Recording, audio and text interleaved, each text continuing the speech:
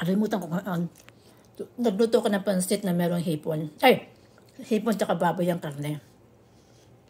May kanton. Sarap.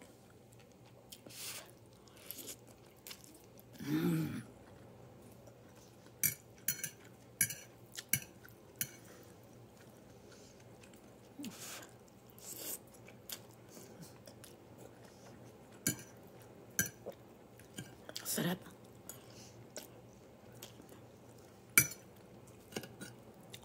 Yung karne ko, hipon at saka baboy. Tapos nung nagluluto na ako, after isaute ko yung pangalan na to, bawang at sibuyas. Lagyan ko ng water, di ba? Lagyan ko ng chicken seasoning. Ang kulit ng mundo. Pero nilaglaga muna ako ng baboy kasi yung baboy, yung liempo cut, iano ko siya, nilaga ko, tapos binake ko kasi ayaw kong i-deep fry. Tapos yung broth nun, sabi ko, iano ko, lalagay ko sa pansit. Nakalimutan ko, kung kailan kumukulo, nakita ko iyay yung aking broth.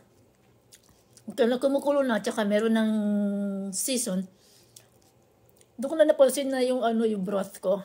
Pero nung habang niluluto ko yung bihon, na